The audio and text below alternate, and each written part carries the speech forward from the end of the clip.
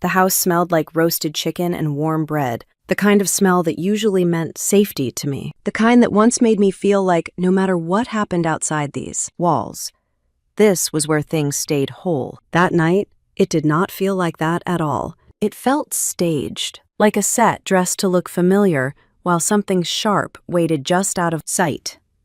Dad and Mom's place in Columbus, Ohio was full in a way it rarely was anymore. Folding chairs lined the living room wall, coats were draped over the banister, and voices overlapped in polite bursts that never quite turned into real laughter. Nearly 30 people filled the house, family on both sides, and a handful of Leela's future in-laws, all dressed a little nicer than usual for a simple family gathering. It was supposed to be a pre-wedding dinner, nothing formal, just a chance for everyone to be in one place before the big day. I stood near the kitchen counter, my back resting against the cool edge of the granite, listening to the clink of plates and the low hum of conversation. Someone was talking about traffic. Someone else was arguing softly about whether it would rain next weekend. Lila moved through the room with the tight smile she had been practicing for months, the one that said she was excited and overwhelmed and trying very hard not to show either. Mom hovered near the dining table, adjusting napkins that were already straight. Adam paced with a drink in his hand, nodding along to conversations without really being part of them. I remember thinking how strange it was that everything looked right. The house was clean, the lights warm, the food nearly ready. If I had walked in from the outside, with no history, no memory, I would have thought this was a happy moment. I would not have known that my shoulders were tense for reasons I could not fully explain, or that a quiet pressure had been building behind my eyes since the moment I parked my car on their street. I had come early to help, like I always did. I chopped vegetables, carried trays, and refilled glasses. I kept myself useful because being useful had always been the safest way to exist in my family. If I stayed busy, no one asked questions. If I stayed helpful, no one looked too closely at me. I told myself this was just an old habit, nothing more. As you listen to this, I am curious what you are doing right now. Are you sitting at your kitchen table with a cup of coffee, or folding laundry, or driving somewhere familiar on a quiet road? For me, when all of this happened, I was standing right there by the kitchen counter, holding a clean dish towel, feeling that odd sense of waiting without knowing what I was waiting for. Dad's voice cut through the room when he tapped his glass with a spoon. It was not loud, just enough to draw attention. Conversations tapered off in waves. The chairs shifted. Someone cleared their throat. I looked up, expecting him to announce dinner or make a toast about how proud he was of Lila. That would have made sense. That would have fit the evening. Dad smiled, the tight, polite smile he used when he thought he was being reasonable. He thanked everyone for coming, for making the time, and for supporting the family. He talked about how important it was to protect special moments, to keep things positive, to do what was best for everyone involved. As he spoke, I felt my stomach tighten, though I still did not know why. Then he said my name. Not softly, not kindly, just my name, clear and deliberate, so that every face in the room turned toward me at once. I remember the sudden heat in my cheeks, the way the dish towel slipped a little in my hands. Dad said that after a lot of thought, he and Mom had made a decision. He said it was not easy, but it was necessary. He said that for the sake of harmony, for the sake of Leela's happiness, certain boundaries needed to be set. He said I would not be attending her wedding. For a second, I honestly thought I had misheard him. The words did not land right away. They floated in the air, disconnected from meaning, like a sentence in a foreign language. David kept talking, explaining, filling the space before I could say anything. He said I was not important enough to be there. He said my past choices, especially the broken engagement, had brought too much negativity. He said weddings were about good energy, about starting fresh, and my presence would only remind people of what had gone wrong before. He said this was not punishment. He said it was simply what was best for the family. The room went silent in a way I had never experienced before. Not the comfortable quiet of people listening, but a heavy vacuum where sound seemed afraid to exist. No one laughed. No one protested. No one even shifted uncomfortably. I looked at Mom. She stared down at the napkin in her hands, twisting it tighter and tighter until her knuckles went pale. She did not look up. I looked at Leela. She stood frozen near the doorway, her face drained of color, her eyes fixed on a spot on the floor just in front of her shoes. She did not meet my gaze. I looked at my aunts and uncles, at cousins I had grown up with, at people who had hugged me hello less than an hour earlier. A few of them glanced away when they saw me looking. One woman pressed her lips together as if she might say something, then didn't. No one asked if I was okay. No one said this was unfair. No one said Dad was wrong. My body reacted before my mind caught up. My heart started pounding so hard I could feel it in my throat. There was a faint ringing in my ears, like I had stood up too fast. My hands felt strangely light, as if they no longer belonged to me. I waited for tears, for heat, for anger to explode out of me the way it does in movies. None of that happened. Instead, I felt empty. Not numb exactly, but hollowed out, as if something had finally given up after holding on for too long. David finished speaking and took a sip of his drink, satisfied, as though he had just explained a reasonable house rule. The silence stretched. It became unbearable. That was when I realized something very simple and very clear. No one in that room was going to speak for me. Not now. Not ever. I stepped away from the counter. The sound of my shoes against the hardwood floor seemed too loud, like a disruption. Every eye followed me as I moved into the center of the room. I could feel my pulse in my temples, but my thoughts were steady in a way they had never been before. I reached into my pocket and pulled out my phone. I did not unlock it right away. I just held it in my hand, feeling its weight, grounding myself in something solid and real.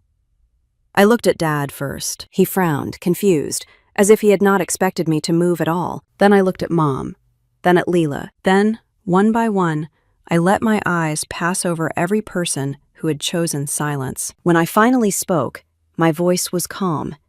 It did not shake. I did not raise it. I did not rush. I said exactly 10 words. Who wants to tell her I paid for the wedding? No one breathed. The air in the room changed instantly, like a window had been thrown open in the middle of winter. David's mouth opened slightly, then closed. Mom's head snapped up, her eyes wide. Lila looked at me then. Really looked at me, and I saw something flicker across her face that looked a lot like fear. Still, no one spoke. I stood there, phone in hand, surrounded by people who suddenly understood that this was not over, not even close.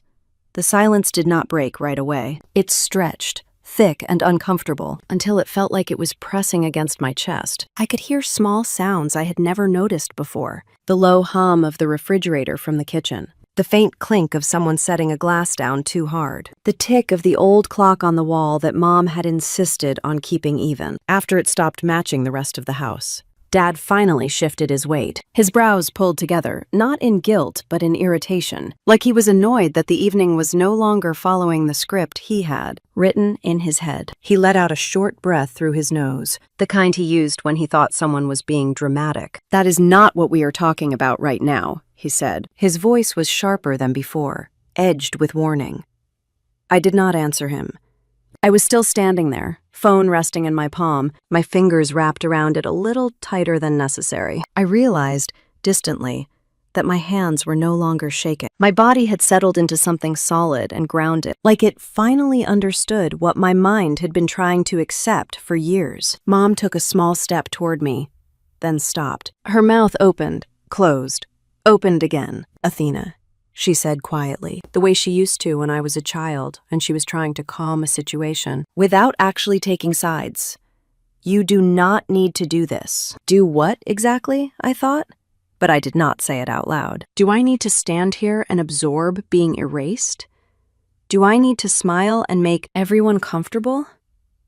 Do I need to keep pretending that I am fine with being treated like something disposable?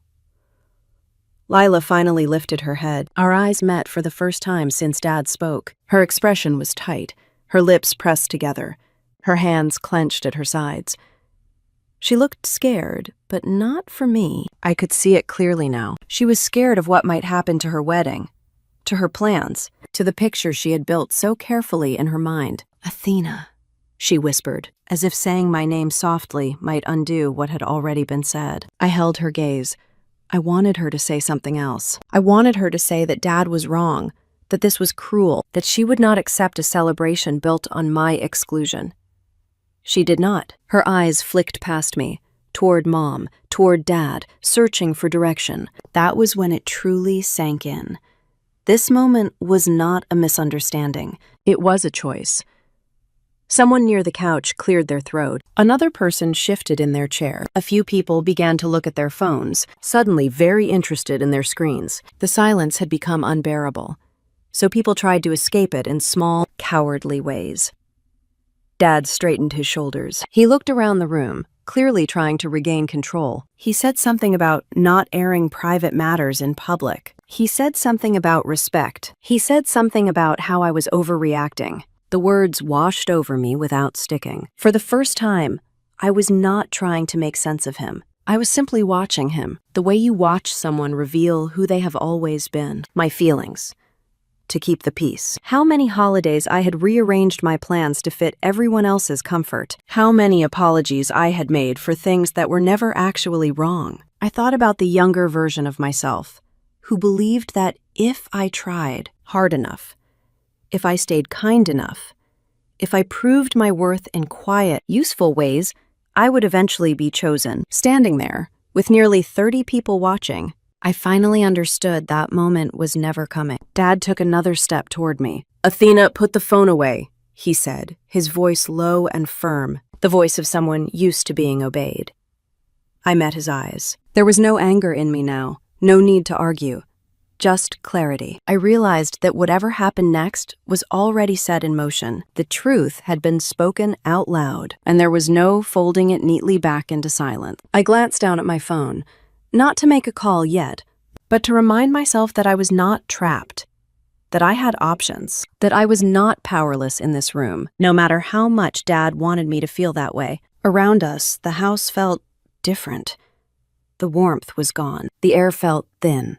Exposed. People were starting to understand that they were not just witnesses to an awkward family moment. They were standing at the edge of something that was about to change. I took a slow breath, steadying myself. I did not know exactly how the rest of the night would unfold. I did not know who would still be standing with me when it was over. But I knew one thing with absolute certainty. I was done shrinking. I looked up again, taking in the faces around me, memorizing this moment. The discomfort. The fear. The sudden awareness that words have consequences. Then I stopped talking altogether.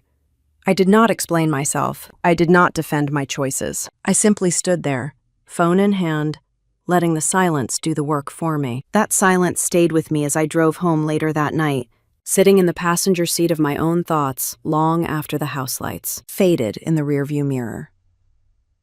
I did not turn on the radio. I did not call anyone. I just let the quiet wrap around me because it felt familiar in a way that was almost comforting. Silence has always been where I learned to survive. I was raised to be the one who understood, the one who adjusted, the one who smoothed things over before they turned sharp. As the oldest daughter, that role was not spoken out loud, but it was taught in 1,000 small ways. When my brother spilled something and cried, I was told to help clean it up. When Lila got overwhelmed, I was reminded that I was strong enough for both of us. When Mom looked tired, I stepped in. When Dad was frustrated, I stayed out of the way. I learned early that harmony mattered more than honesty, and that keeping everyone else comfortable was the fastest way to earn love. I did not question it for a long time.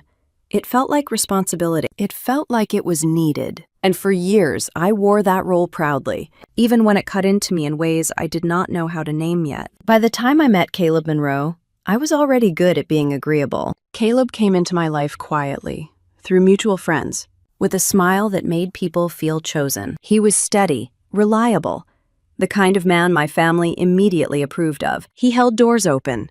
He showed up on time. He talked about the future in careful, practical terms. David liked him right away. Mom called him a blessing. When Caleb proposed, everyone celebrated like a problem had finally been solved. I was in my late 20s, settled in my career, and apparently right on schedule. The ring was modest, tasteful, exactly the kind of ring people expected me to wear. I remember standing in Mom's kitchen while she cried happy tears and told me how proud she was. David clapped Caleb on the shoulder and joked about finally getting another son. Planning the wedding became a family project almost overnight. Guest lists were debated. Venues were toured. Colors were chosen. I smiled through all of it. Even when it felt like the wedding was happening around me instead of with me, I told myself that was normal, that this was just how these things went. It was only a few weeks before the wedding when the truth cracked through all that careful planning. I found the messages by accident, a name I did not recognize lighting up Caleb's phone while he was in the show. Shower. At first, I tried to explain it away. I told myself not to snoop. I told myself I was being paranoid. But the words were too clear, too familiar.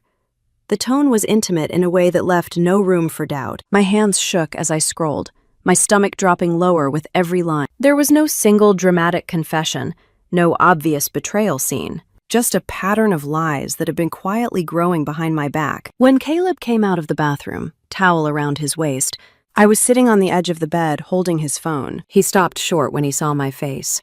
For a moment, neither of us spoke. Then he tried to explain. He said it was complicated. He said it did not mean anything. He said I was blowing it out of proportion. I remember feeling strangely calm as I listened, like my body had already made a decision before my mind caught up. I told him the wedding was off. I said it plainly, not as a threat, not as a test, just as a fact. Caleb stared at me like I had lost my mind. He asked me to reconsider. He reminded me how close the date was. He told me how embarrassed he would be. He told me how much money had already been spent. I told him I could not marry someone who lied to me. That was the entire explanation. Breaking off the engagement should have been the hardest part. It was not. The hardest part was telling my family.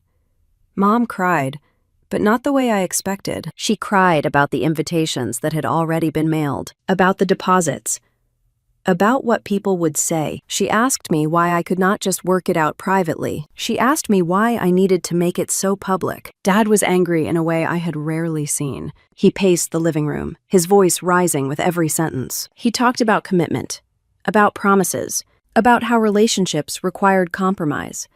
He told me everyone made mistakes. He asked me if I really thought starting over would be easier. I waited for someone to ask how I felt.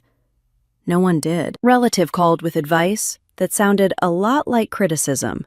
They told me marriage was not about happiness. They told me forgiveness was a virtue. They told me I was being dramatic, impulsive, selfish. A few people asked if I was sure, as if certainty was the problem. When I explained what Caleb had done, the details seemed to slide right past them. It was as if his actions mattered less than my reaction. The betrayal became background noise, while my decision took center stage. The wedding was officially canceled. Gifts were returned. Plans were unraveled. And somewhere in the middle of all that, a story began to form that had very little to do with what actually happened. I was labeled difficult, emotional, unstable. People said I had thrown everything away over nothing. Someone joked that I had cold feet. Another person said, I probably just was not ready. David said the words that stayed with me longer than any others. He said I had ruined something beautiful. He said if I had already broken one wedding, I should stay far away from the next one. He did not raise his voice when he said it. He said it calmly, like a warning, like advice meant to help me avoid further damage. After that, things changed in subtle ways. Invitations became fewer. Conversations shifted when I entered the room. When Leela started dating seriously, there was an unspoken understanding that I was not to interfere, not to comment, not to bring my energy into it. I internalized all of it more deeply than I realized. I began to believe that maybe I had been wrong. Maybe I should have tried harder. That maybe protecting myself had been a kind of failure. So when Leela announced her engagement, I did not hesitate to offer help. I volunteered my time. I offered my resources. I stayed in the background and told myself that was where I belonged. I thought if I supported her enough, if I proved I could be generous and invisible at the same time, I might earn my way back into the family's good graces. I thought that by paying for what I had once taken away, I could balance the scales. Standing in my driveway that night, engine still running, I realized how long I had been living with that belief. that I owed something, that I needed to make up for choosing myself. I turned off the car and sat there for a moment, hands resting on the steering wheel, the weight of that realization settling into me. I had spent years trying to atone for a decision that had saved me, and somehow, without ever saying it out loud, my family had taught me that this was the price of my freedom. That belief followed me into the years that came after. It settled into my routines, my decisions, the way I measured my worth, without realizing I was doing it. I poured myself into work because work made sense. Work had rules. Work rewarded effort. In the hospitality industry, there was no room for emotional guessing games. Either something ran smoothly or it did not. Either you showed up prepared or you did not. I learned to take comfort in that clarity. I moved up steadily, not because I chased titles, but because I was dependable. I showed up early, I stayed late. I learned how to solve problems quietly, before they became disasters. Eventually, I became an operations manager, overseeing multiple locations, juggling schedules, budgets, staff issues, supply shortages, and guest complaints with a calm that surprised even me. My income stabilized. My life has been simplified. I lived within my means, paid my bills on time, and saved carefully. There was no flash to it, no grand gestures. Just consistency. That consistency became part of my identity. I was the reliable one, the one who could be counted on when things needed to get done. And slowly, without anyone saying it directly, that identity bled back into my role in the family. When Leela called to tell me she was engaged, I felt a rush of complicated emotions all at once. I was happy for her, genuinely. I loved my sister. But there was also a familiar tightening in my chest, a quiet warning I had learned not to ignore. Weddings did not belong to me anymore. They were spaces I had been gently but firmly pushed out of. Mom cried when she told me. Happy tears this time. She talked about how beautiful the ring was, how kind Lila's fiancé seemed, how everything felt right. Dad was more reserved, but I could hear the relief in his voice when he spoke about it. Another chance. A clean slate, a wedding that would not be tainted by past mistakes. No one asked me how I felt about it. I did not expect them to. The conversation shifted quickly to logistics. Dates, venues, guest lists, cost. That was when Mom hesitated, then said what had clearly been rehearsed. She said she and Dad had been talking. She said weddings were expensive. She said they were already stretched thin. Then she said it carefully, like she was asking a favor rather than delivering a judgment. She said maybe this was my chance to help, to make things right, to contribute in a meaningful way. Dad did not soften it the same way. He said I had already ruined one wedding. He said this was an opportunity to balance things, to show support, to prove that I was not a bad omen. Those words landed quietly but heavily. I remember staring at my phone after the call ended, sitting on my couch, the afternoon light slanting through the window. I felt the old reflex kick in immediately, the urge to fix, too smooth, to make myself useful. I told myself I was doing it for Leela, and that was true, at least partly.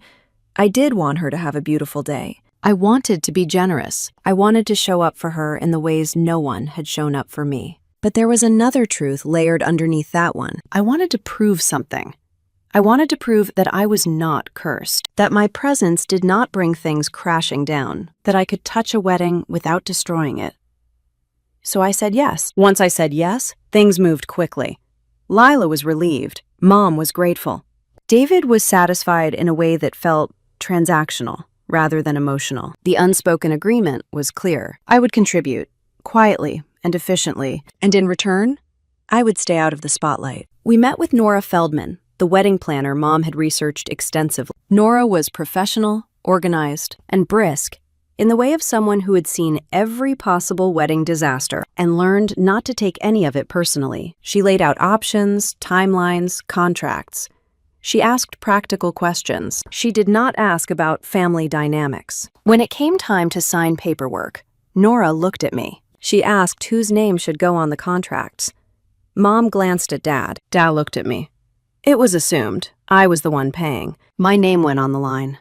I signed without hesitation. We toured venues together, Lila and Mom and me. Riverside Hall stood out immediately. It was elegant without being showy, set near the river with tall windows that let in soft, natural light. Lila loved it. Mom clasped her hands together and said it felt right. Dad nodded, already calculating costs in his head. The deposit was substantial. I transferred the funds without comment. I booked catering. I paid for the dress Lila fell in love with, the one she said made her feel like herself, but better. Each payment felt like another brick laid in a wall I was building around them. Idea that this time, things would be different. As plans came together, my role remained clear. I was involved, but not visible. I attended meetings, I approved invoices, I solved problems behind the scenes. I did not offer opinions unless asked. I did not suggest changes unless something truly needed adjusting. I stayed careful. I stayed quiet. Sometimes, in moments of honesty with myself, I wondered if I was being punished or if I was volunteering for the role. The line blurred more than I liked to admit. There were small moments that should have warned me. Comments from relatives about how generous I was, followed by reminders to stay out of the way. Jokes about how lucky Leela was to have a sister like me, paired with sideways looks that suggested I was making up for something. Once, Mom said it outright, though she probably did not mean it to cut the way it did. She told me it was good that I was contributing so much. She said it showed growth. It showed accountability. I nodded and said nothing. The day I signed the final contract with Nora stands out in my memory more clearly than any other. I sat at a small table in her office, sunlight streaming through the window. Paperwork spread neatly in front of me. Nora walked me through each page, explaining timelines, cancellation clauses, contingencies. As she talked, I listened carefully, my professional instincts fully engaged. This was familiar territory. Contracts, responsibilities, clear expectations. I initiated where I was told. I signed where indicated. When it was done, Nora slid the folder toward me and smiled. She said everything was set.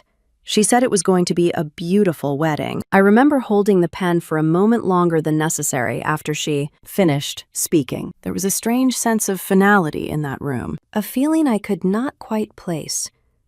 I told myself it was just nerves, just the weight of responsibility. As I stood up to leave, I caught my reflection in the glass door. I looked composed, capable, useful. I told myself that this was the role I was meant to play now. At least this time, I would not be the problem. I did not know then how fragile that belief was, or how quickly it would be tested. I did not know that by trying so hard to prove my worth, I had placed myself in a position where I would eventually have to choose between my dignity and my silence. All I knew in that moment was that I had done what was asked of me. I had paid my way back into the story, and I hoped, quietly and foolishly, that it would be enough. The moment after I spoke those 10 words did not explode the way people imagine confrontation does.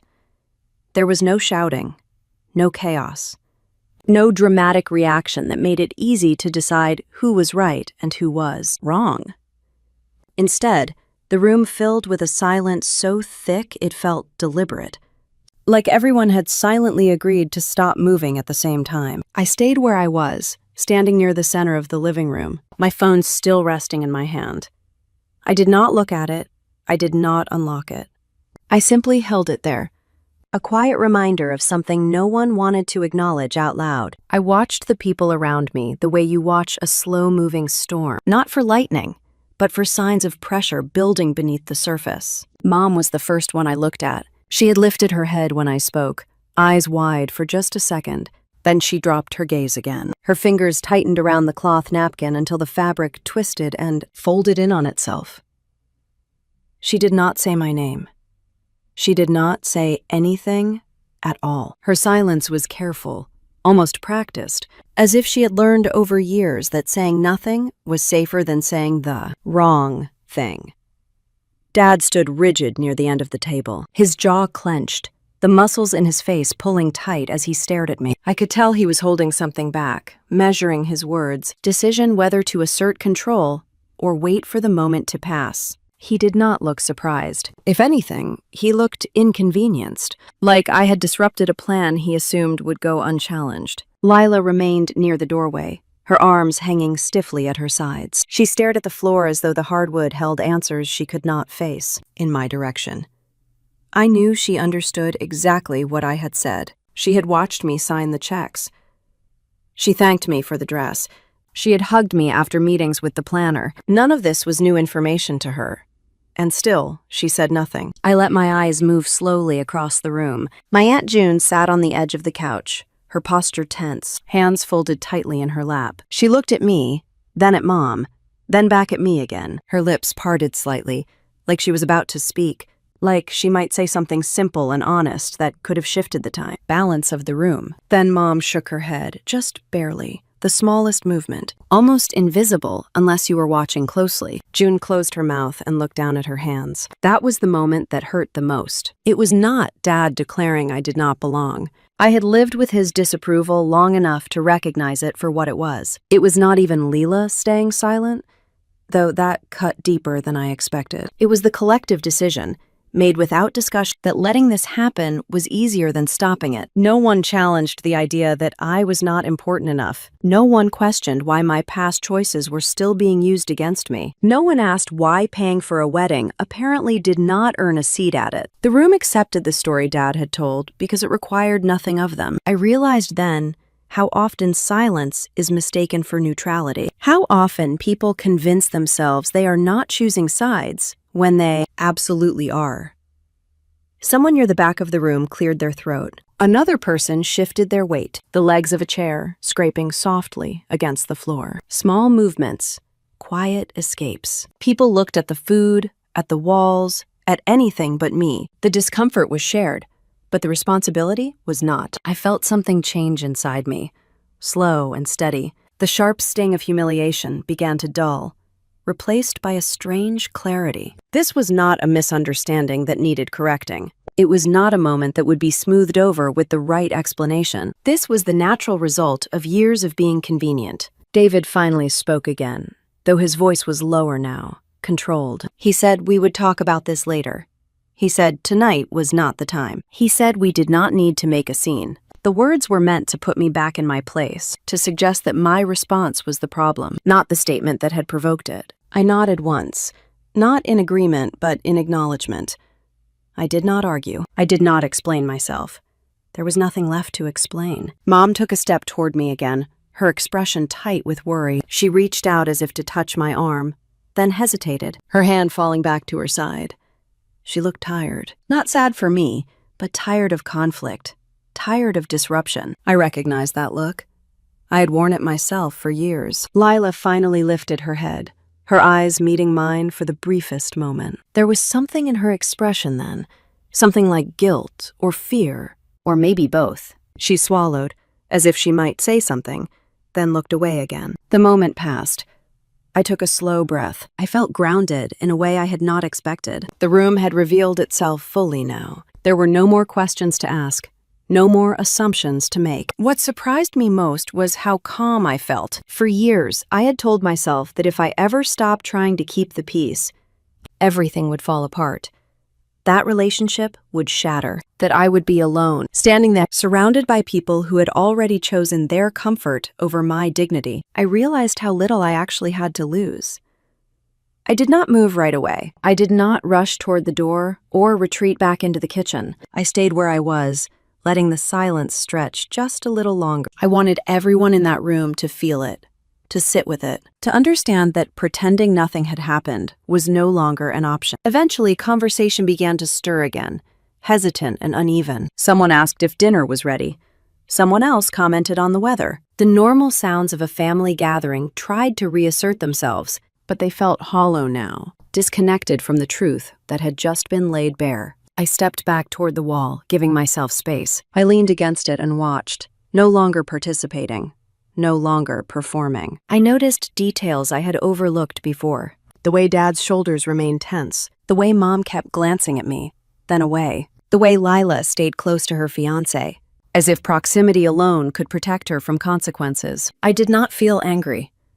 I felt awake. That night marked the first time I truly understood that being accepted had always come with conditions, that my role had been carefully shaped to serve everyone else's comfort, and that the moment I stepped outside of it, the illusion of belonging disappeared. As the evening dragged on, that realization settled deeper into me. It was cold, yes, but it was also steady, clear. I could feel a different kind of resolve taking shape, one that did not rely on approval or permission. By the time I reached for my code, I was no longer grieving what I had lost. I was beginning to understand what I had gained. A calm, quiet certainty replaced the ache in my chest, and with it came the knowledge that whatever happened next, I would not be shrinking myself to fit into a room that had already decided I did not belong.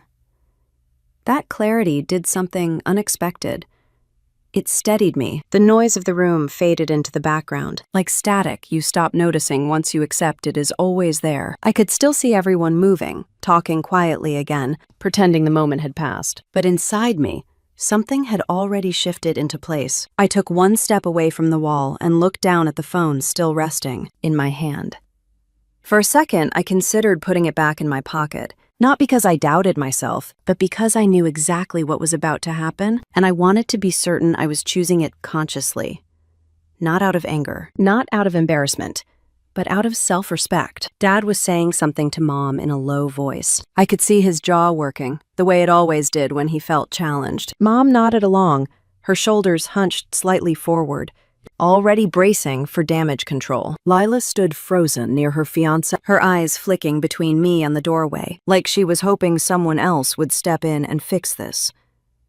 No one did. So I unlocked my phone. The screen lit up my face for a moment, casting a pale glow that felt almost intimate in the middle of that crowded room. My hands were steady as I scrolled to my contacts. I did not announce what I was doing. I did not raise my voice. I simply turned slightly so everyone could see my screen and tapped the name. Rachel Boone. Rachel was the venue manager at Riverside Hall. We had spoken several times over the past months. She knew my voice. She knew my name. She knew the contract. I pressed the call button and then, deliberately, switched to the speaker. The ringing sound cut cleanly through the half-resumed chatter. Conversations stalled again. Heads turned. Even Dad stopped mid-sentence. Rachel answered on the third ring, her voice bright and professional. "Hi, Athena," she said, but because I wanted my voice to come out even. "Hi, Rachel. I am calling to confirm the remaining balance and payment schedule for the wedding at Riverside Hall." There was a brief pause on the line, the sound of typing. "Of course," she said. "The final payment is scheduled for next week. Is everything all right?" "Yes," I said, "and I need to let you know that I will not be authorizing any further payments at this time." The room went still again, but this time the silence felt different. It was alert now, charged. Rachel hesitated, just a fraction of a second. "Okay," she said carefully. "May I ask the reason?" "You can note that the client is requesting to pause the contract," I said. "Per the agreement, the account holder has the right to do so." Another pause. More typing. "Yes, Athena," she said. "That is correct. I will mark the contract as pending until further notice." "Thank you," I said. That is all I needed. I ended the call and let my arm fall back to my side. No one spoke. Mom stared at me like she had never seen me before. Dad took a sharp step forward, his face flushed. "Athena," he said, his voice low and urgent. "What are you doing?" I did not answer him. Not yet. Instead, I scrolled again and tapped Nora Feldman. Nora answered quickly, her tone brisk but friendly.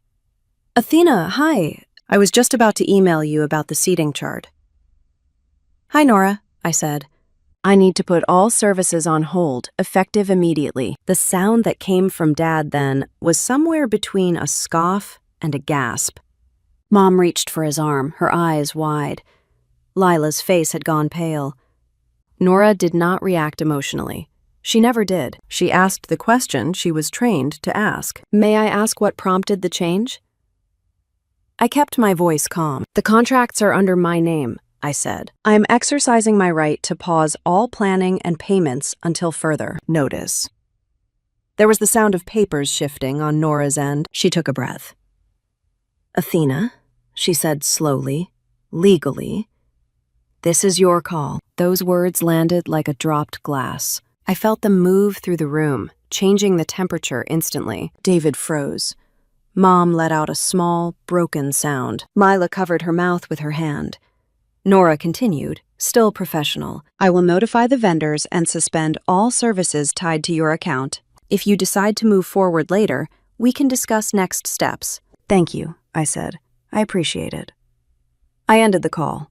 For a moment, no one reacted at all. It was as if the room had forgotten how to respond. Then everything happened at once. Dad raised his voice, demanding to know what I thought I was doing, accusing me of embarrassing the family, of sabotaging Leela's future. Mom started crying, telling me to stop, to think, to calm down. Someone from the couch whispered something under their breath. Lila took a step toward me, then stopped, her hands shaking. I stood there and listened without interrupting. What struck me most in that moment was not the anger or the panic, but the sudden shift in how I was being seen. Just minutes earlier, I had been someone they felt comfortable excluding. Now, I was someone they were afraid of upsetting.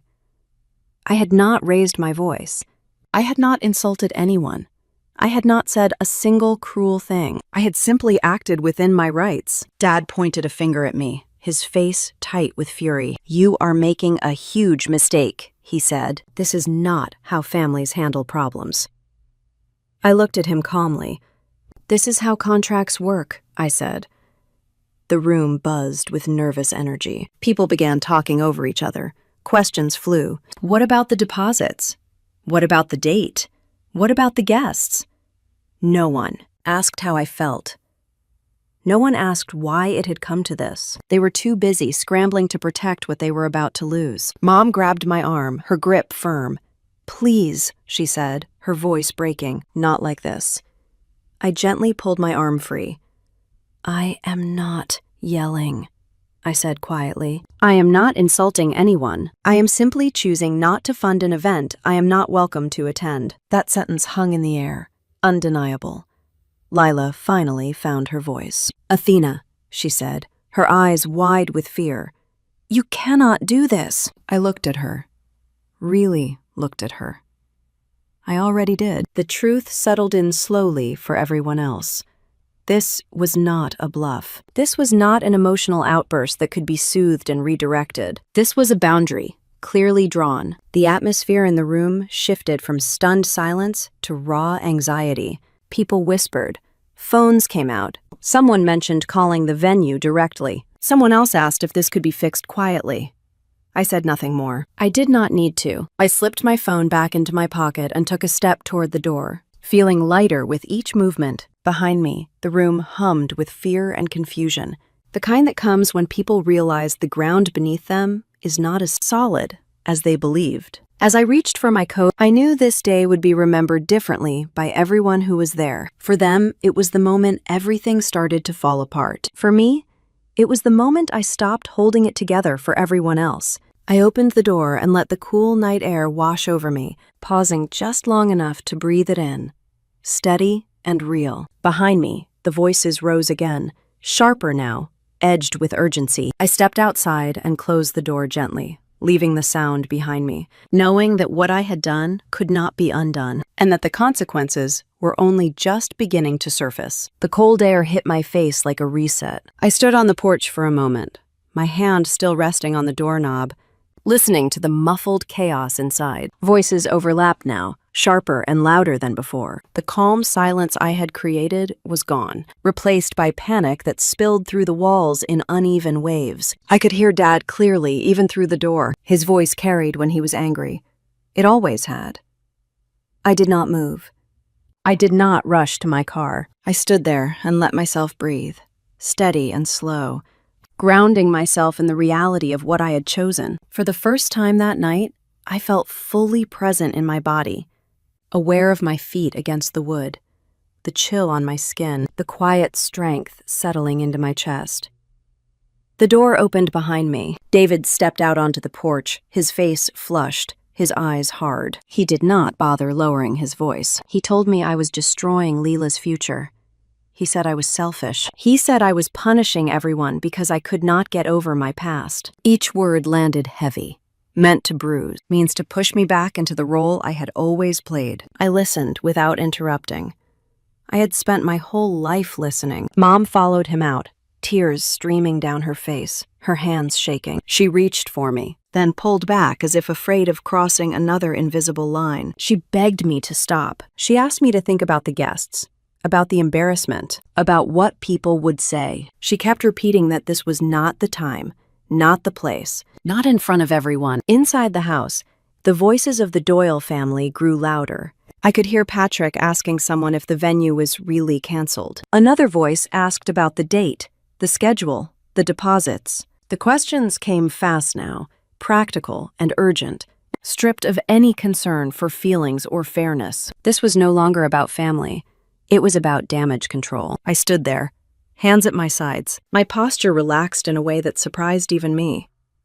I did not explain myself. I did not justify my actions. I had learned long ago that explanations only gave people more angles to argue from. The truth did not need defending. Dad took a step closer to me. His finger pointed now, his jaw clenched tight. He told me I was making a scene. He told me this was not how families handled conflict. He told me I was acting out of spite. I met his eyes. I said quietly that I was acting out of self-respect. That only made him angrier. Mom's sobs grew louder. She asked me how I could do this to my own sister. She asked me if I understood what this would mean for Leela. She asked me if I could live with myself knowing I had ruined something so important. I felt the familiar tug in my chest, the instinct to comfort her, to smooth things over, to take the blame so the noise would stop. For a brief moment, I almost reached for her. Almost apologized. Almost folded back into the shape they expected. But then I remembered the room full of people who had watched Dad tell me I did not matter. I remembered the way no one had spoken up. I remembered how easy it had been for them to erase me. So I stayed still. Inside the house, the tension escalated. People moved quickly now. Phones pressed to ears, whispers turning into sharp exchanges. I heard someone say, "We need to fix this." Someone else said to call the venue again. Someone else said, "Athena cannot do this." That last sentence echoed strangely in my mind.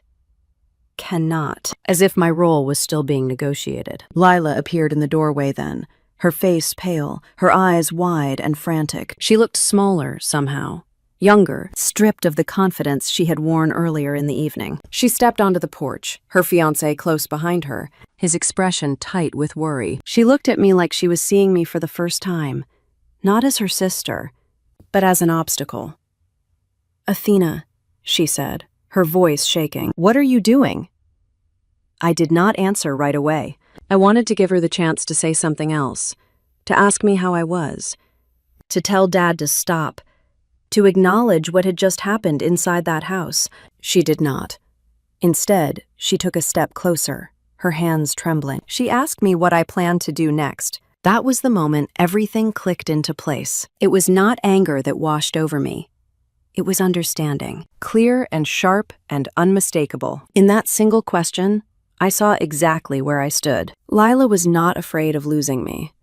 She was afraid of losing her wedding, afraid of the inconvenience, afraid of the disruption, afraid of the story changing in ways she could not control. I looked at her and felt something settle inside me, something final. I told her I had already done what I needed to do. She stared at me, disbelief flickering across her face. "You cannot just leave it like this," she said. "You have to fix it." I shook my head slowly. "I am not fixing anything tonight." Her fiancé shifted uncomfortably behind her. He asked, carefully, if there was any chance this could be resolved quietly, if we could talk privately, if maybe this had all been a misunderstanding. I did not respond to him. This was not his conversation to lead. David stepped in again, positioning himself slightly in front of Lila, as if to shield her. He told me I was being dramatic. He told me I was hurting people on purpose. He told me that whatever I thought I was proving, it was not worth the damage. I felt tired then. Not weak, just tired of carrying everyone else's fear on my back. I said I was leaving. Mom cried harder. She asked me where I thought I was going. She said we were family. She said we needed to talk this through. I told her we had talked enough. I walked down the steps of the porch slowly, feeling every movement, every breath. Behind me, the voices rose again, overlapping and urgent. Dad called my name. Mom called my name. Lila called my name. None of them called it with concern. I reached my car and unlocked it, the familiar sound grounding me. I slid into the driver's seat and closed the door, shutting out the noise completely. For a moment, I sat there with my hands on the steering wheel, staring straight ahead. My phone buzzed almost immediately. Texts. Missed calls. Notifications stacking up faster than I could read them. I turned the phone face down on the passenger seat and started the engine. As I pulled away from the curb, I caught a glimpse of the house in my side mirror. Lights blazing. Shadows moving frantically behind the curtains. A family scrambling to regain control of a story that had slipped out of their hands. I did not feel triumphant. I did not feel guilty. I felt clear. Driving through the quiet streets, I replayed Lila's question in my mind. What are you doing next? It struck me then how revealing it was. Not what you are feeling. Not okay. Just what comes next in the plan. That was when I accepted something I had been avoiding for years. My sister was afraid of losing her wedding. She was not afraid of losing me. And once I understood that, there was no unseeing it. That realization stayed with me long after the streetlights blurred past my windshield. I drove without a destination in mind, letting muscle memory guide me through familiar roads. My thoughts quieter now, heavier but more honest. The anger I expected never arrived. Instead, there was a deep sadness. Not sharp, not dramatic, just steady and undeniable. At a red light, I rested my forehead briefly against the steering wheel and closed my eyes. I pictured Lila as a little girl, trailing behind me at the park, asking me to push her higher on the swing. I remembered how fiercely I had protected her back then, how natural it had felt. Somewhere along the way, that loyalty had become one-sided, and I had been too busy being understanding to notice. My phone buzzed again, vibrating softly against the seat. I did not look. I already knew what it would be. Panic, dressed up as concern. Demands disguised as family duty. None of it would change what had been said, or what had not been said when it mattered most. When I finally pulled into an empty parking lot near the river, I turned off the engine and sat in the dark. The quiet wrapped around me, not threatening, but solid. For the first time that night, I let myself feel the full weight of it, the loss of an illusion. The end of hoping that silence could ever mean love. I realized then that whatever came next would be difficult, but it would be honest. And honesty, even when it hurts, is lighter to carry than pretending. I took a long breath, lifted my head, and sat there until my hands stopped shaking. The panic had burned itself out behind me. What remained was resolve, calm and unmovable, waiting for the next step. That next step arrived quietly, not with another confrontation, but with the steady vibration of my phone on the kitchen counter the following morning. I had barely slept. I moved through my apartment on autopilot, making coffee, opening the blinds, letting in a gray Ohio morning that matched how drained I felt. When I saw Dad's name light up the screen, something in me did not flinch the way it used to. I did not answer. The voicemail came first, then another call, then a text. His messages shifted tone with every attempt. At first, he sounded firm, almost reasonable, telling me we needed to talk like adults. Then his words hardened. He said I had crossed a line. He said I was embarrassing the family. He said I was putting Lila in an impossible position. By late morning, the language changed again. He said I was going to regret this. He said lawyers were already being discussed. He said I had no legal standing to do what I had done. I read each message slowly, my coffee untouched beside me. What surprised me most was not the threat itself, but how familiar it felt. This was how control had always shown up in my life. Calm when I complied, harsh when I did not. Mom called next. Her voice was thin, exhausted, like she had been crying for hours. She asked me why I was doing this. She told me Dad was furious. She told me I did not understand how serious this could get. She said lawsuits destroy families, as if the family had not already decided where I ranked. I listened. I did not interrupt. When she finally paused, waiting for me to soften, I told her I understood exactly how serious it was. Then I told her I had already scheduled a meeting with a lawyer. There was silence on the line. Not relief, not concerned, just shock. Mom had never imagined I would take that step. Neither had Dad. Grant Holloway's office was downtown, in a building that smelled faintly of paper and polished wood, the kind of place that made things feel official the moment you walked in. Sitting in the waiting room, I felt a flicker of doubt for the first time. What if Dad was right? What if I had missed something?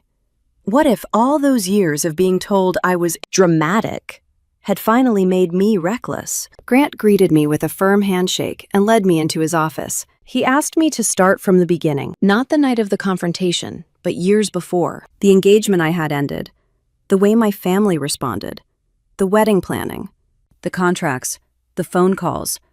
I talked for a long time. Grant listened without rushing me. He asked questions that made me think differently. Who signed the agreements? Who made the payments? Who was listed as the client? Each answer grounded me a little more. When I finished, he leaned back and took a breath. "Athena," he said, "you are legally protected here. The contracts are clear. You are the sole account holder. You exercised a right explicitly written into the agreement." I asked him to say it again, slower. He did. "No one can compel you to fund a private event. Being related does not create financial obligation. Being excluded strengthens your position, not weakens it." I felt something in my chest loosen, a pressure I had carried without naming. He told me to keep everything in writing, to stop engaging emotionally, to let him handle any further threats if they escalated. He told me that sometimes the most powerful response is no response at all. Walking out of his office, I realized how rare it was for someone to look at my situation without bias, without family history, without expectations, just facts. That afternoon, the confirmations started arriving. Nora Feldman emailed first. Professional, polite, clear. All planning services under my name had been formally suspended. No further coordination would take place without my authorization. Rachel Boone followed. Riverside Hall acknowledged the pause. No remaining balance would be processed. The venue was marked pending until further notice. I read each email twice, then once more, letting the words sink in. There was something deeply validating about seeing it in writing. Not opinions, not feelings, confirmation. I forwarded everything to Dad. His reply came quickly, angry and dismissive. He accused me of hiding behind paperwork. He said legal tricks did not change the fact that I was hurting my own family. He said this was not over, but the threats had lost their weight. 2 days later, Dad showed up at my apartment unannounced. He stood outside my door like he still had authority there. When I opened it, his expression was rigid, controlled, but his eyes betrayed uncertainty. He told me he had spoken to someone. He said I was skating on thin ice. He said judges do not look kindly on people who sabotage family events. I listened. Then I told him I had spoken to my lawyer. That was when his confidence cracked. He asked who the lawyer was. He asked what exactly had been said. He asked if I was sure. The questions came fast, urgent, stripped of certainty. I told him the truth, that legally there was nothing he could do, that I had acted within my rights, that if he continued threatening me, my lawyer would respond formally. For the first time in my life, Dad did not argue back. He stood there, silent, searching my face for the version of me who would eventually back down. She did not appear. He left without another word. That night, I sat on my couch with my phone face down beside me, the apartment quiet around me. I reread the emails again, not because I needed reassurance, but because I wanted to remember this feeling. For the first time, the truth did not depend on who spoke the loudest. For the first time, authority did not belong to the person who intimidated best. For the first time, I was not wrong simply because someone older said I was. The law did not care about Dad's disappointment. The contracts did not recognize guilt. The facts stood where my family had not. I leaned back, closed my eyes, and let that realization settle into me. Whatever emotional fallout was still coming, this part was finished. For the first time in my life, the truth had my back. That quiet certainty followed me into the next few days, even as everything else grew louder. The family group chat exploded less than an hour after Dad left my apartment. My phone lit up again and again on the coffee table, the screen flashing with names and notifications I did not open right away. I already knew the tone before I read a single word. I had grown up fluent in it. When I finally picked up the phone that evening, I scrolled slowly, letting the messages reveal themselves in order. The first ones came from relatives who had been in the room that night. Short, sharp sentences. Confused, but accusatory. People asking what I thought I was doing. People saying this had gone too far. Someone wrote that family problems should stay private. Someone else said I had humiliated Dad in front of everyone. Then the messages shifted from confusion to judgment. An aunt said I was being selfish. A cousin said I was holding the wedding hostage. Someone wrote that I was punishing Leela for mistakes that were already in the blend. Past. The words stacked on top of each other, forming a familiar story. Not what happened. Not what was said to me, just how inconvenient my reaction had been. I noticed something then that made my chest tighten. Not a single message asked how I was doing. Not one person said they were sorry for what Dad had said. No one questioned whether excluding me had been wrong. The focus was unanimous and immediate. Fix this. Make it stop. Put things back the way they were so everyone else could breathe again. I kept scrolling. Leela finally spoke in the chat hours later. Her message was long and emotional, full of exclamation points and frustration. She wrote that she was devastated, that she felt betrayed, that she never asked me to do this, that I had ruined what was supposed to be the happiest time of her life. Reading her words hurt in a quiet, dull way, not because she was angry, but because she never once acknowledged why this had happened. There was no mention of Dad's announcement. No recognition of the humiliation, just loss, framed entirely as hers. Dad sent a message shortly after. It was brief. He said he was disappointed in me. He said he expected better. He said that if I truly cared about family, I would reverse my decision and stop creating division. I stared at his message for a long time. I did not reply. The next day, the private messages began. They came in quietly, one by one, separate from the group chat. An older cousin I had always liked told me she understood why I was hurt. She said she had wanted to say something that night, but froze. Another relative wrote that Dad had gone too far, but that confronting him would have caused chaos. Someone else admitted that they had always thought I was treated unfairly, but that it was easier to stay out of it. Each message followed the same pattern. Sympathy paired with distance. Understanding paired with inaction. I read them all carefully. I did not respond to any of them. What struck me most was how relieved they sounded to be speaking privately, as if acknowledging the truth out loud, even in a text, was a risk they needed to manage carefully. Their honesty had limits. Their support came with conditions. By the third day, the group chat had turned ugly. Words like dramatic and vindictive appeared. Someone suggested I enjoyed playing the victim. Someone else implied that I was using money to control people. I set the phone down and walked away from it. When I came back later that night, there was a new message from Mom, sent directly to me. It was short. She wrote that I did not need to win like this. I was supposed to gracefully lose for the sake of peace. I sat on the edge of my bed, phone in my hands, and let myself feel it fully. That message clarified something I had never been able to put into words before. My family was not looking for fairness. They were not interested in truth or accountability or repair. They wanted quiet. They wanted the appearance of harmony, even if it required someone else to swallow the damage. They wanted me to make myself small again so everything could go back to normal. I realized then how often I had done exactly that, uncomfortable. How many times I had been praised for being mature, understanding, and easy. This time, I did nothing. I did not defend myself. I did not correct the narrative. Silence was no longer something that worked against me. This time, it worked for me. I muted the group chat. The phone felt lighter in my hand once the noise stopped. That night, lying in bed, I thought about the difference between peace and silence, about how often those two things are confused, especially in families that fear conflict more than harm. I understood then that what they wanted was not resolution. It was a restoration of comfort, and for the first time, I knew I was not willing to pay that price anymore. I set my phone on the nightstand, turned off the light, and let the quiet settle around me, steady and honest. Know that whatever came next would have to exist without my compliance. Sleep did not come easily that night. My mind kept replaying fragments of messages, not the harsh ones, but the softer ones. The ones that said, "I understand, but." The ones that said, "You are right, but please do not involve me." Those words lingered longer than the accusations because they revealed something deeper. They showed me how many people had seen the imbalance all along and chosen comfort over courage. Sometime after midnight, I reached for my phone again. Not to respond, but to reread. I wanted to be sure I was not imagining it, that I was not twisting their words to justify my distance. But the pattern was unmistakable. Every message circled back to the same expectation, that I should absorb the damage quietly so everyone else could move on, untouched.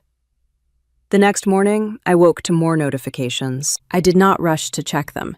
I showered, got dressed, and made breakfast. Simple routines that grounded me in the present. When I finally opened the group chat again, the tone had shifted once more. Now there were attempts at compromise. Suggestions that maybe Dad had spoken too harshly but meant well. Maybe I could attend the wedding after all if I apologized. Maybe we could forget the money part and focus on family. Reading those messages, I felt something unexpected. Not anger, but clarity. They were willing to rewrite the past as long as it meant they did not have to confront it.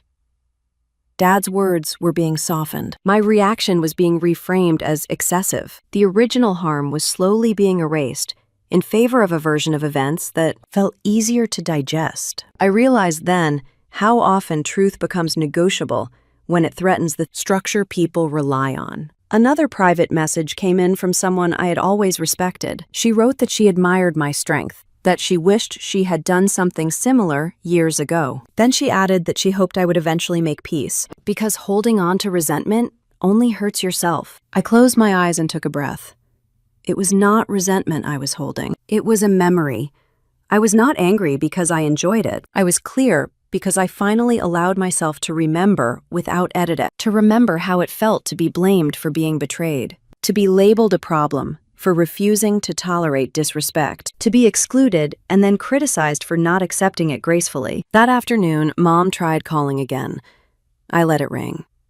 Not because I hated her, but because I knew the conversation would not be about me. It would be about smoothing things over, about convincing me to bend just enough so the tension would ease. I was tired of bending. Later, I went for a long walk through my neighborhood. The air was crisp, the kind that makes you feel awake in your bones. As I walked, I thought about how often women are taught that peacekeeping is a virtue, even when it comes at the cost of self-respect. How silence is praised as maturity.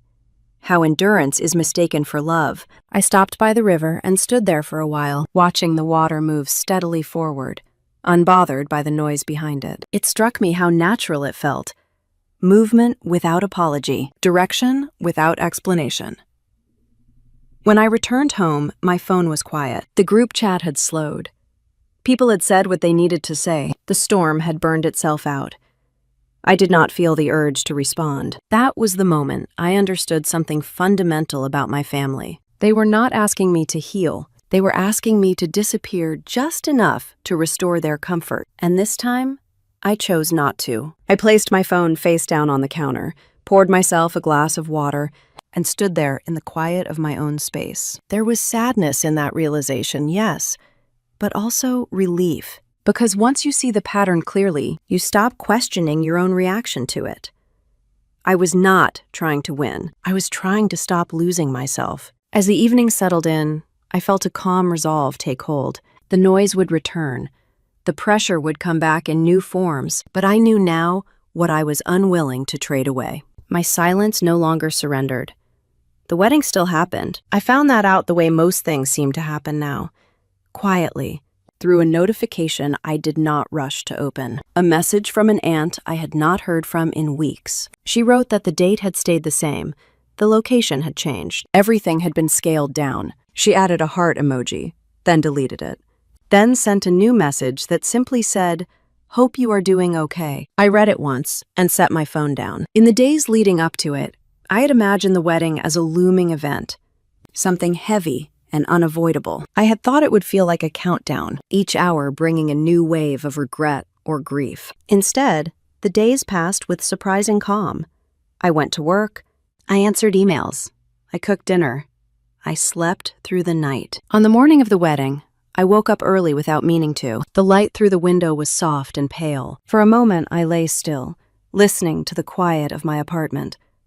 No rushing, no schedule, no obligation to be anywhere but where I was. I made coffee and stood by the window while it brewed, watching a neighbor walk her dog down the sidewalk. It felt like any other Saturday. That realization settled gently, without drama. Later that morning, my phone buzzed. A group message from relatives who were already there. Someone said traffic was bad. Someone else complained about the weather. Someone asked if anyone had seen the florist yet. I muted the thread without opening it fully. I did not feel angry. I did not feel left out. I felt removed. Around midday, a photo came through from a cousin. It showed a small ceremony space, chairs arranged closely together. A simple arch, nothing extravagant. I noticed the absence of details I had once carefully selected. The upgraded seating, the customized lighting, the elements that had taken weeks of planning and coordination. I studied the photo for a few seconds, then locked my phone. I expected to feel something sharp then, a twist of pain, a sudden longing to be there, even after everything. Instead, what I felt was distance, like looking at a place I used to live in, recognizing it without missing it. That afternoon, I ran errands. I picked up groceries. I stopped at the hardware store for light bulbs, ordinary things, grounding things. At one point, while standing in line, I realized how strange it was that I was not thinking about the ceremony at all. Not the vows, not the walk down the aisle, not whether Leela was happy. It was not that I did not care about her. It was that I had stopped measuring my worth by my presence. In the late afternoon, another photo arrived. Lila in her dress, smiling, but tense, her shoulders raised slightly, the way they do when she is overwhelmed. Dad stood beside her in one shot, his expression stiff, performative. Mom was not smiling at all. I looked at the images without zooming in, without replaying them, without searching for myself in the margins. I did not respond. The ceremony happened somewhere I was not, at a time I did not mark. I imagine there were words spoken about love and commitment and family. I imagine people clapped. I imagine the cake was cut. I imagine laughter that sounded a little forced. None of it reached me. That evening, I cooked dinner for myself. Something simple. Pasta with olive oil and garlic. I ate at the counter, scrolling through a book recommendation on my tablet. The sun dipped lower outside the window, painting the room in warm light. At some point, I realized the wedding must be over. The thought came and went without fanfare. A message arrived later from Mom. She wrote that everything had gone well. She said Leela was beautiful. She said it was a shame things had turned out the way they did. She did not ask how I was. I read the message once and set the phone aside. I did not cry that night. I did not pace the apartment or replay conversations. I did not imagine myself there, standing at the edge of the room, smiling politely, pretending nothing had happened. I went to bed early. As I lay there in the dark, I thought about how many years I had believed that being excluded would break me. That missing a milestone would leave a permanent wound, that not showing up would somehow erase my place in the family. What I learned instead was quieter and more profound. The pain I had feared belonged to a version of myself who still believed sacrifice would be rewarded. That version of me had already left. The next morning, I woke up to a few more photos, a group shot, a table with simple centerpieces, a cake that looked hastily chosen. I scrolled past them without stopping. I noticed something else then. There was no ache in my chest, no sinking feeling, no regret. Just space. I went for a walk that morning, the air cool and clear. As I moved through the neighborhood, I thought about the role I had played for most of my life, the one who adjusted, the one who covered gaps, the one who paid, emotionally and otherwise, so things could move forward smoothly. That role no longer fits. Standing at a crosswalk, waiting for the light to change, I felt a sense of completion I had not expected. Not closure in the dramatic sense, just an understanding that something had ended naturally, without needing my permission. I crossed the street and kept walking, my steps light, my thoughts steady. By the time I returned home, the wedding felt distant, already part of the past. Not something I had lost, but something I had stepped away from. And in that quiet realization, I understood that I was no longer the person who had to sacrifice herself to keep everyone else comfortable. That chapter of my life had closed, gently but firmly, and I did not feel the need to reopen it. Months passed after the wedding, slipping by without ceremony. No dramatic fallout, no grand apologies, just distance settling in, layer by layer, like dust after a storm. At first, I kept waiting for something. A call from Dad, admitting he had gone too far. A message from Mom, acknowledging the hurt. A longer note from Lila that went beyond polite phrases and surface-level concern. None of it came. Dad did not reach out again. Not once. No explanation.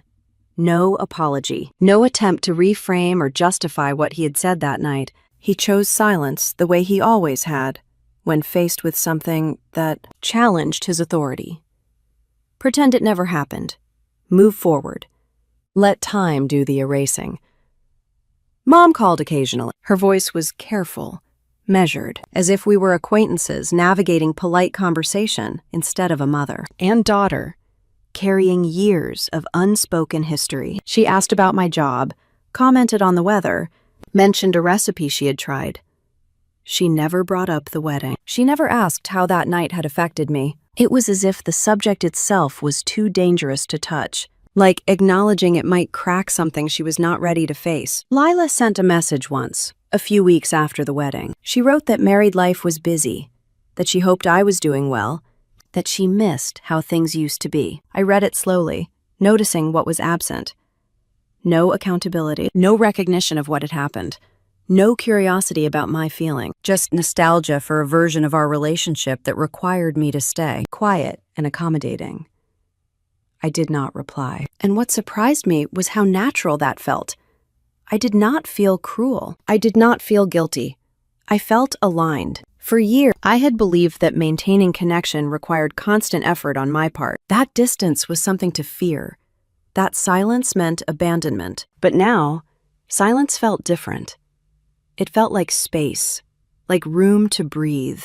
Without the constant tension of anticipating the next family interaction, my days settled into a calmer rhythm. I woke up without that familiar knot in my stomach. I stopped rehearsing conversations in my head. I stopped bracing myself for subtle criticism or disappointment disguised as concern. I focused on my work, on routines that grounded me, on relationships that did not require explanation or apology. I spent time with friends who listened without trying to fix me, who did not ask me to soften my edges or dim my clarity for the sake of harmony. And slowly, I began to understand something important. What I had done was not an act of revenge. It was an act of refusal. People sometimes assume that pulling financial support was about punishment, that I wanted to hurt my family the way I had been hurt, that I wanted to teach them a lesson. That was never my motivation. I did not take the money back to make anyone suffer. I took it back because I refused to be humiliated with my own generosity, because I refused to bankroll an event where my presence was treated as unnecessary, because I refused to fund my own exclusion and then be told I was dramatic for objecting to it. That distinction matters. For so long, my contributions had been welcomed only as long as they came without boundaries.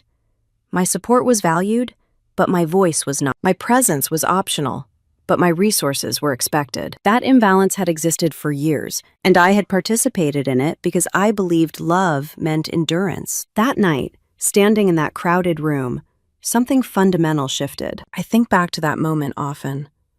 The way the room went silent after I spoke. The way faces froze, not in concern, but in shock. Not because they suddenly understood my pain, but because the narrative they were comfortable with had been interrupted. I remember how my heart raced, how my body felt both exposed and grounded at the same time. I remember the clarity that cut through the noise like a clean line, the understanding that I would never again explain my worth to people who benefited from denying it. When I recall that moment now, it no longer hurts. It feels clean. What I took back that night was not just money. It was consent. Consent to be treated as expendable. Consent to be the one who absorbs discomfort so others can remain comfortable. Consent to disappear quietly when my presence challenged the story. I stopped giving that consent. And with that decision came something unexpected. Freedom. Not the loud, celebratory kind. Not the kind that demands applause, but the quiet freedom of alignment, of knowing that my actions matched my values, of no longer negotiating my dignity for the sake of belonging. I no longer tried to earn acceptance by shrinking myself. I no longer apologized for setting boundaries. I no longer confused peace with silence. The distance that followed was not punishment. It was information. It showed me who valued comfort over fairness, who preferred smooth surfaces over honest conversation, who only felt safe when I stayed within the role they assigned me. And it showed me who I had become. Someone who could sit with discomfort without rushing to fix it. Someone who could allow relationships to change without chasing after their old shape. Someone who understood that integrity sometimes costs you proximity to people you once thought would always be there. I do not know what the future holds for my family. Maybe time will soften things. Maybe it will not. I am no longer waiting for resolution to begin living fully. What I know is this: I am no longer the person who disappears to keep everyone else comfortable. I am no longer willing to trade my self-respect for conditional love. And I am no longer afraid of silence. Because silence, when chosen, is not absence. It is power. If you have ever been told you were too much or not enough for your own family, remember this: silence can be power, and truth can be the loudest revenge. Tell me in the comments what integrity means to you and where you are listening from.